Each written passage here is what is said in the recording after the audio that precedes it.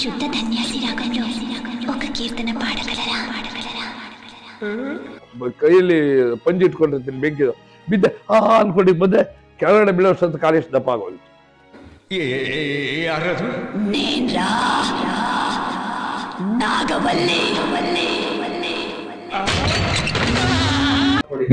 ಮಂತ್ರವಾದಿ ಪಾತ್ರ ಮಾಡಿ. ಹೌದೌದು.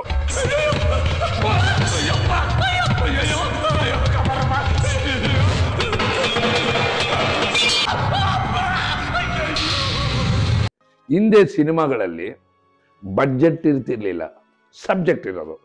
ಈಗ ಬಡ್ಜೆಟ್ ಇದೆ, ಸಿನಿಮಾದಲ್ಲಿ ಸಬ್ಜೆಕ್ಟ್ ಇಲ್ಲ. ಸಾಧುಕೋ ಕೆಲವರು ಈಗಲೂ ಕಾಂಟ್ಯಾಕ್ಟಲ್ಲಿ ಇದ್ದಾರೆ, ಈಗಲೂ ಫೋನ್ ಮಾಡ್ತಾ ಇರ್ತೀನಿ, ಅವರು ಫೋನ್ ಮಾಡ್ತಾ ಇರ್ತಾರೆ. ನನಗೆ ಜೀವನವನ್ನು ದೊಡ್ಡ ಪ್ರಮಾಣದಲ್ಲಿ ಕೊಟ್ಟವರು ನನ್ನ ಕಾಶಿನಾಥ್ರವರು. ಕಾಶಿನಾಥ್ರವ್ರನ್ನ ನಾವು ಮರೆಯಾಗಿಲ್ಲ. ರಮಾನಂದ್, ನಿಮ್ಮನ್ನು ಕಲ್ಪನಾ ಕರಿತೀಯಾರು ನೋಡಿ ಎಲ್ಲಿಂದ. ನನ್ನನ್ನೇ ಕರಿತೀಯಾರು ಕಲ್ಪನಾರವರು.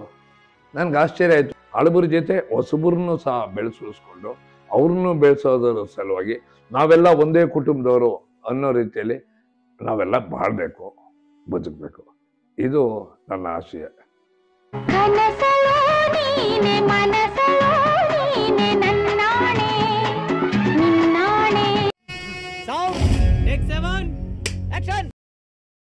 ನಾವು ಕೃಷ್ಣಮೂರ್ತಿಪುರಮಲ್ಲಿ ಇದ್ದವ್ರು, ಮೈಸೂರಲ್ಲಿ. ಶಾರದಾ ವಿಲಾಸ್ ಕಾಲೇಜ್ ಅಂತ ಕಾಲೇಜ್ ಇದೆ.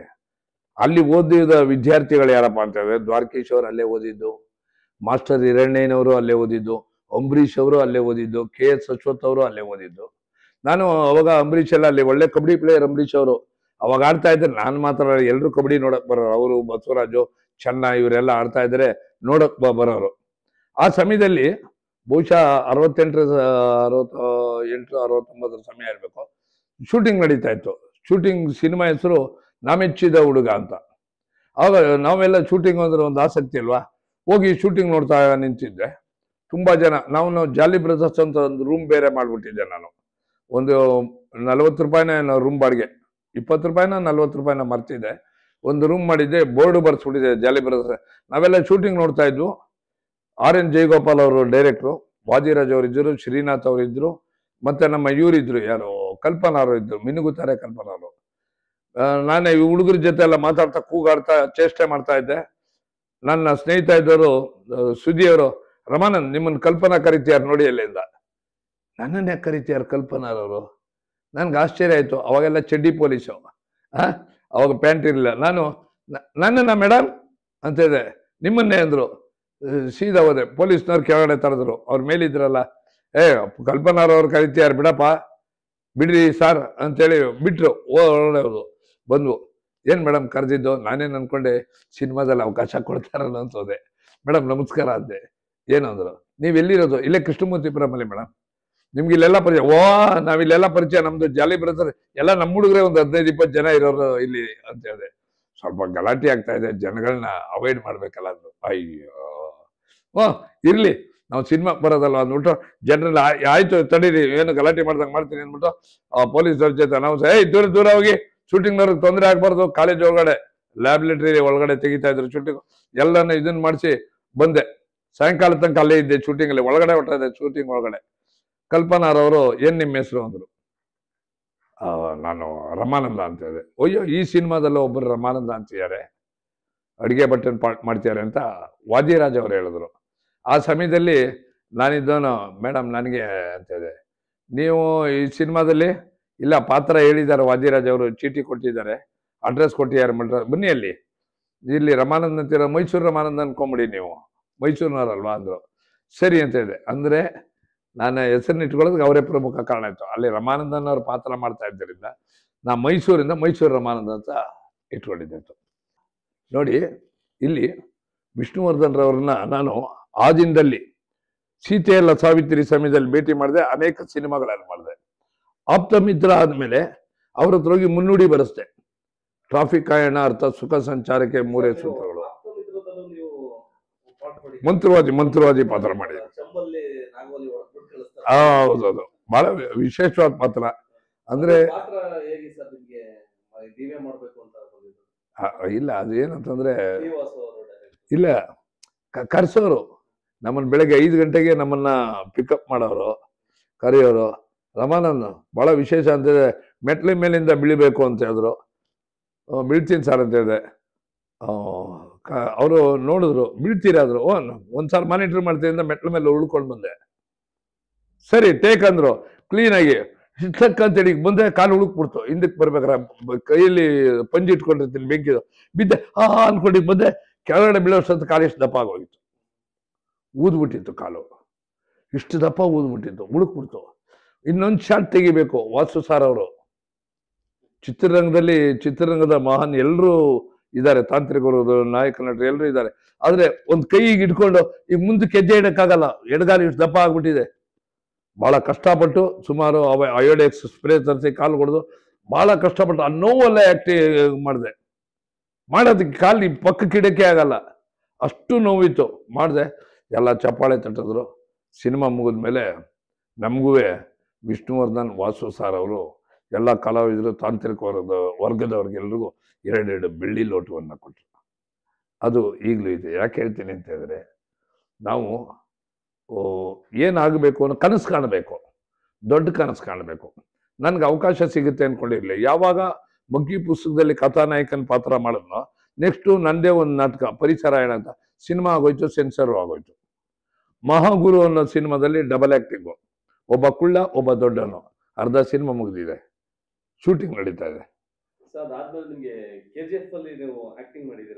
KGF ರಾಕಿ ಬಾಯ್ ಅಂತ ನೀವು ಏನೋ ಡೈಲಾಗ್ ಹೊಡಿತಿರಲ್ಲ, ಗುಲಾಮ್ ನಹಿ ನಾನು ನೀನೇನೋ ಒಪ್ಕೊಳ್ಳೋದು.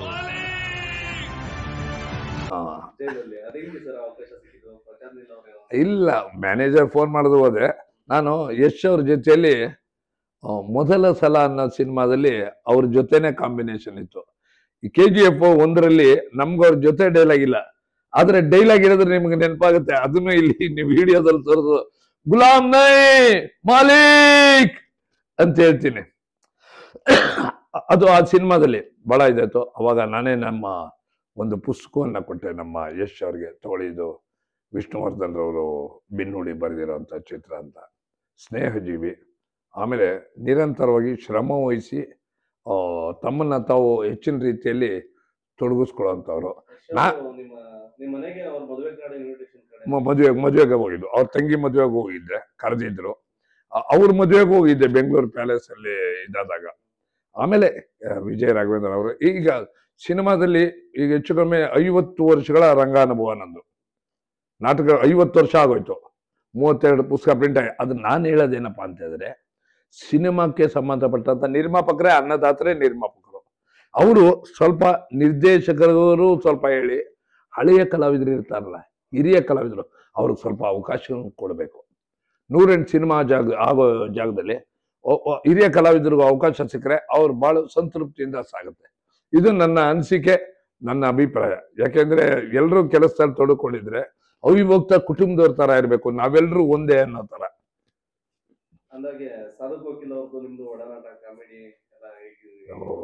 ಸಾಧು ಕೋಕಿಲ ಅವರು ಈಗಲೂ ಕಾಂಟ್ಯಾಕ್ಟ್ ಅಲ್ಲಿ ಇದ್ದಾರೆ, ಈಗಲೂ ಫೋನ್ ಮಾಡ್ತಾ ಇರ್ತೀನಿ, ಅವರು ಫೋನ್ ಮಾಡ್ತಾ ಇರ್ತಾರೆ, ಮಾತಾಡ್ತಾ ಇರ್ತೀನಿ. ದೊಡ್ಡಣ್ಣ ಅವ್ರ ಜೊತೆಲ್ಲ ಸಂಪರ್ಕ ಇದೆ. ಅವ್ರದ್ದು ನಮ್ದು ಒಂದು ಕಾಮಿಡಿ ಸೀನ್ ಸುಮಾರು ಒಂದು 10-20 ಲಕ್ಷ ಜನದ ಮೇಲೆ ನೋಡಿದ್ದಾರೆ. ಯಾವುದು ವಾಲಿ ಅನ್ನೋ ಸಿನಿಮಾದು ಐ ಎಮ್ ಎ ಬೇಕರ್ ಬಾಯ್ ಅನ್ಕೊಂಡು ಅದು ತುಂಬಾ ಜನ ನೋಡಿದ್ರು. ಅದೆಲ್ಲರ ಜೊತೆ ಇಲ್ಲಿ ಬಹಳ ಮುಖ್ಯವಾಗಿ ಹೇಳ್ಬೇಕು, ನನಗೆ ಜೀವನವನ್ನ ದೊಡ್ಡ ಪ್ರಮಾಣದಲ್ಲಿ ಕೊಟ್ಟವರು ನನ್ನ ಕಾಶಿನಾಥ್ರವರು. ಕಾಶಿನಾಥ್ರವ್ರನ್ನ ನಾವು ಮರೆಯಾಗಿಲ್ಲ. ಯಾಕೆ ಹೇಳ್ತೀನಿ ಅಂತ ಹೇಳಿದ್ರೆ, ಕಾಶಿನಾಥ್ರವರು ಉಪೇಂದ್ರ ಅವ್ರಿಗೆ, ಸುನಿಲ್ ಕುಮಾರ್ ಎಲ್ರಿಗೂ ಅವಕಾಶ ಕೊಟ್ಟರು. ಆದರೆ ನಾನು ಅವ್ರಿಗೆ ನಾಟಕದಲ್ಲಿ ಅವಕಾಶ ಕೊಟ್ಟೆ.